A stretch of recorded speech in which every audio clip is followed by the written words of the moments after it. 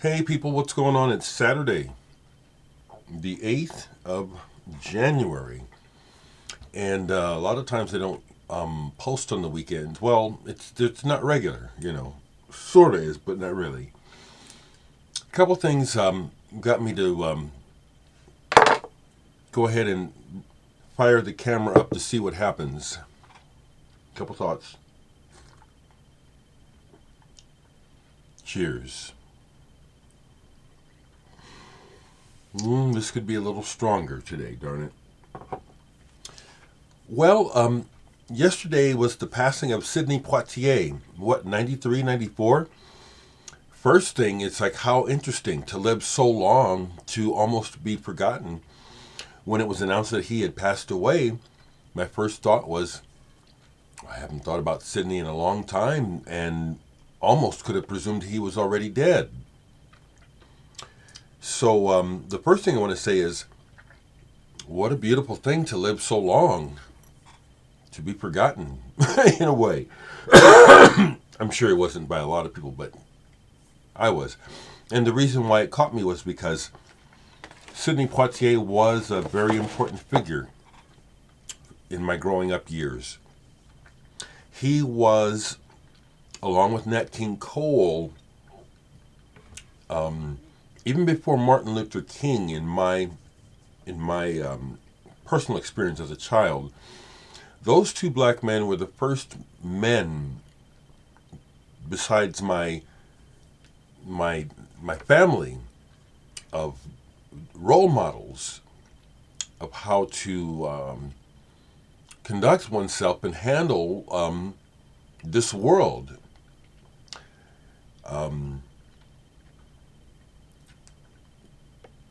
Very instructive, very dynamic, very poised, eloquent, well-spoken. He approached the world on the white person's terms and handled it, which we needed as a people. We needed to see that. And he was one. Harry Belafonte was another one. So I just want to say a word about the importance of Sidney Poitier. The other significant thing about today's date is, if I got it right, today would have been David Bowie's 75th birthday. And he was another giant figure that we lost. 8th of January is his birthday. Yeah, so today would be his birthday. And as I've said before, Bowie was someone who I was conflicted with as much as I liked him, till I finally realized, like I said a while back, his greatness. And I do collect Bowie. I don't have any to show you. I'll just show you what I was playing yesterday.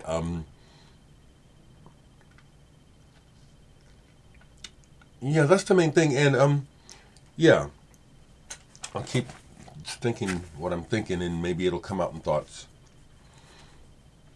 From Brazil, Marcos Valle.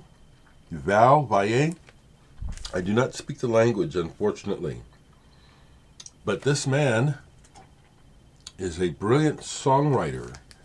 This is a cheesy cover to me, but it's there's, I'm sure there's a subversive message here. It's not exactly what it seems, probably. He's the writer of the big samba hit, So Nice. That was the big hit back in the 60s.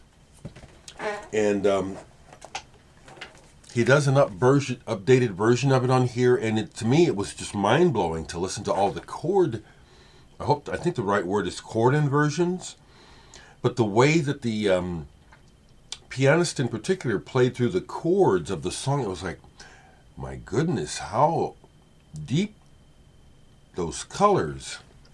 Just finding polychords, perhaps, is what he's doing. But the voicings are just gorgeous. And the whole album mostly is really quite good. Probably a fair amount of booty call songs on here. I don't speak Portuguese, so I don't know. Pulled this, hadn't played it in a while. Found out about this through just studying the history of collectible psychedelic records from around the world. And there's some books. There's a series of books. I have one of them and I can't locate it. But from Peru, this came out in 1970. The band is called Traffic Sound. The name of the band is Virgin. This is just really good. You don't have to speak the language to me to catch just how good this is. It's very... The word is psychedelic is overused. What it means is this is very imaginative.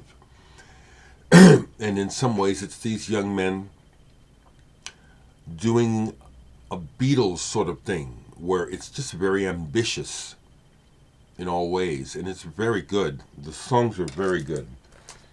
Traffic Sound. So, I know what I like, and I like what I like, and thankfully, if I liked it as a kid and I really liked it, I really like it.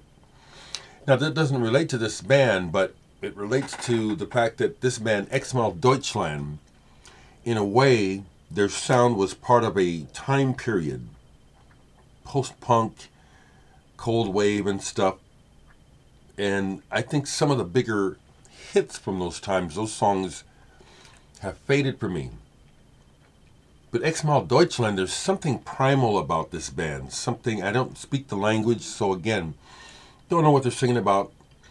Again, for me, it's beside the point. It's the feeling of the music. There's something very tribal in this sound, including the girl's voice, the woman's voice, which is strange on the surface because the music is, I would think that probably, if you play it for someone who wasn't a big listener, they might say, oh, that's just goth.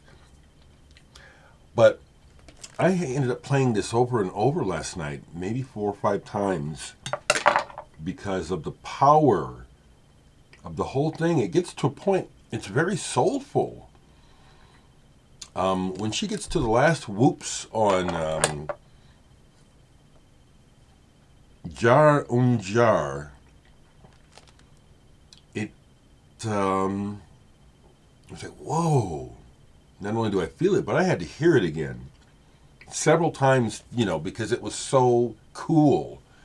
And the other thing about it is the way that the music, it's like one of those moments, like Albert Ayler, on some of his spiritual jazz albums, these things happen, where it's like the cosmos are lining up, and all the music for just a second does something beyond just regular harmony.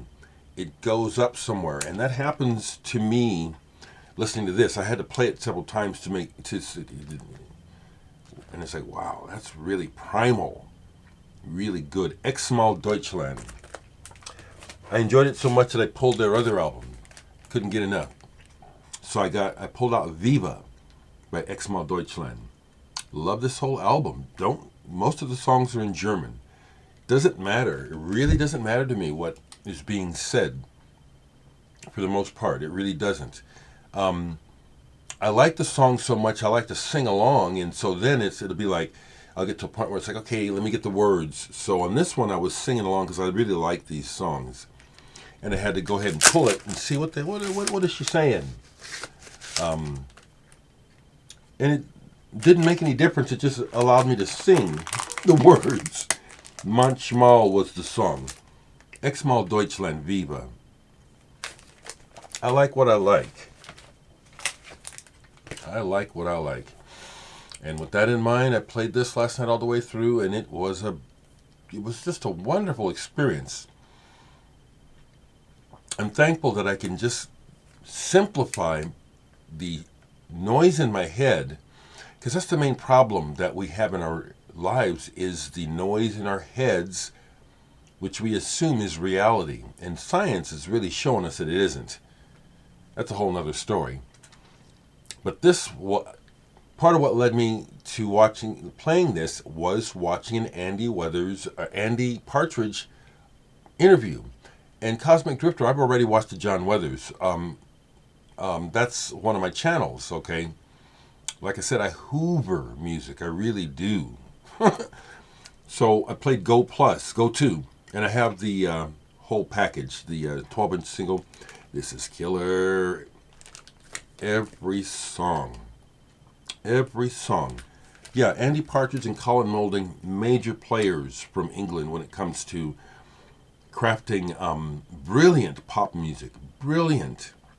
And subversive, too, because they put in avant-garde touches all the time in their records. Fabulous album.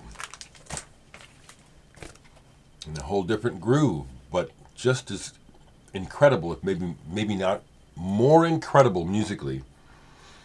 Realization by Eddie Henderson. This is utilizing the Mwandishi Herbie Hancock Band, incomplete, for this session. There's a string of albums around that time. Mwandishi, Crossings, Realization, Inside Out. There's a few more. Where Norman Connor's albums, where the heat is up and these people are playing. The cover fits it. They are opening up new vistas musically. This music is very, very, very cosmic and funky at the same time. Top album. So, a while back someone asked me, do you actually listen to every record in your collection? The answer is yes, but I'll sometimes buy records and then don't get back to them, and so I forget them. And here's one. Oh no, not this one. Hopefully it's still out. Yes, this one. Paul McCandless, Heresay, from the band Oregon. Plays English, what is it? English horn, oboe, excuse me, on the Windham Hill label.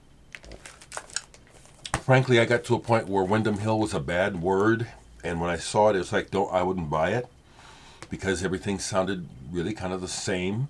The thing that people would accuse ECM of, I thought wasn't true of ECM, but was true of Windham Hill. The main reason why I thought that was because I wasn't into what Windham Hill was selling. And a big part of what Windham Hill was selling was this real placid background music in a way, on the new age bandwagon. And this one fits that, except it's musically substantive. It's beautiful. The playing is wonderful. He's got the great players on here.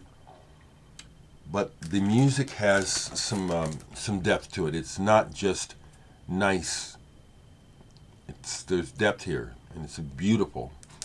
Heresay. The other album I grabbed was this Mark Isham Art Land album on ECM. Speaking of ECM, we begin. Excuse me.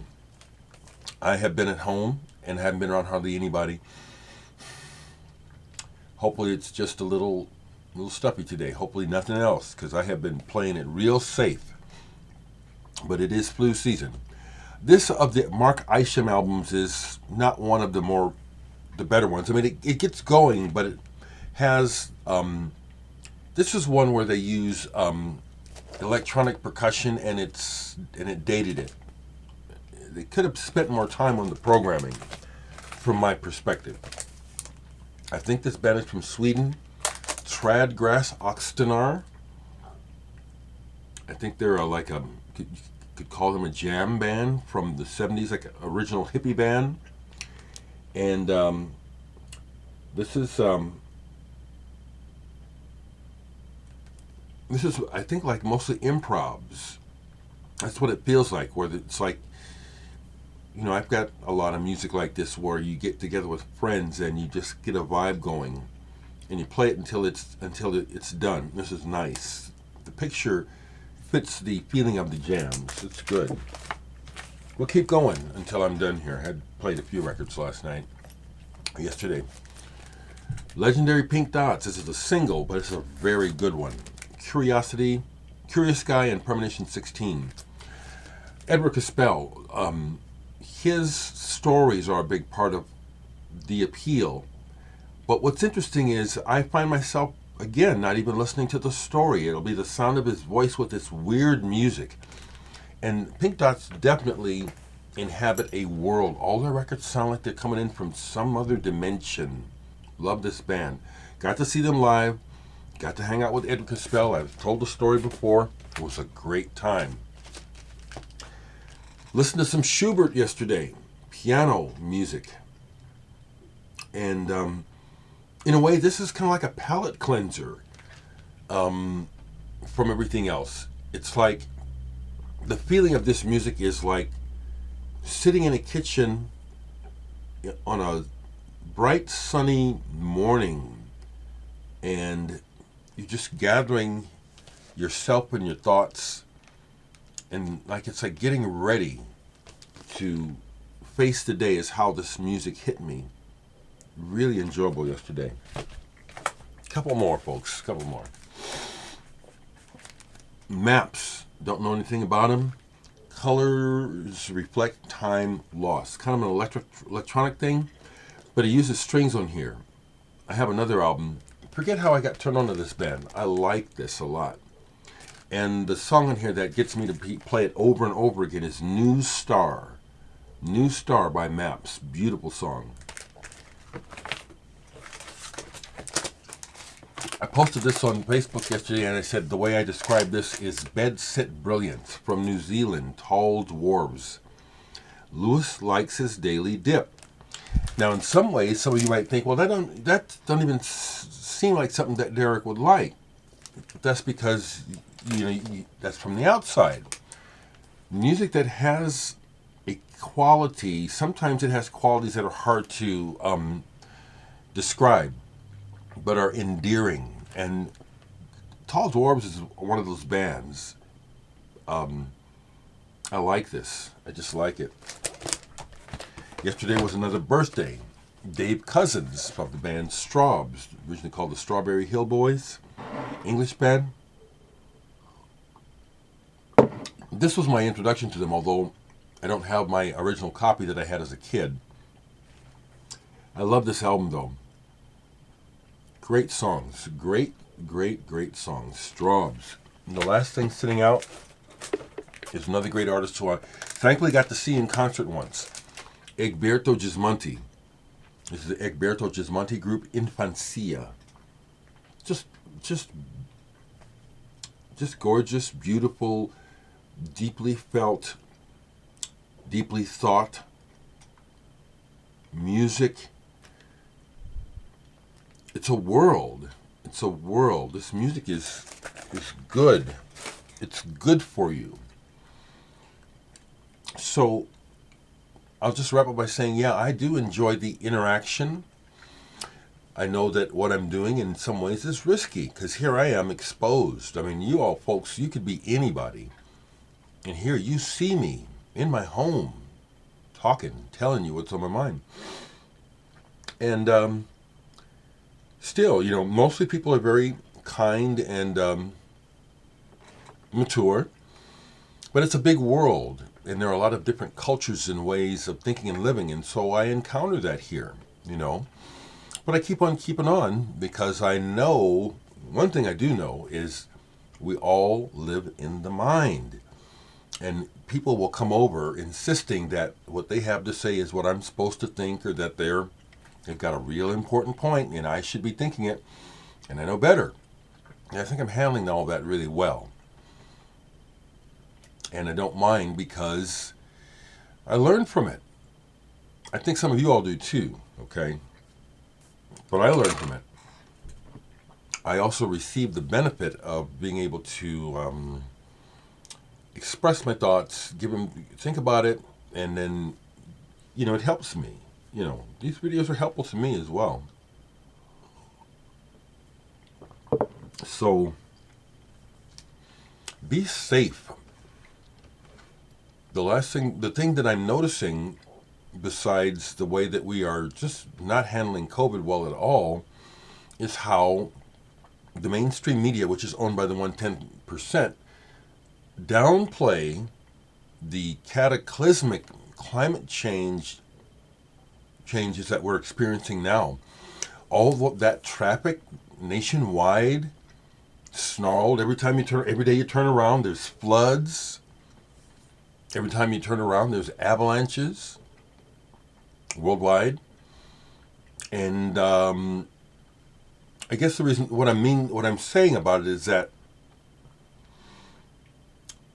I just wish there was a point where it's like, okay, we really have to try and address this, as opposed to trying to just go on like usual, which is what's happening.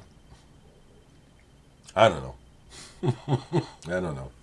Anyway, have a good day, night. And I will do another live thing here. I don't know when. Take care.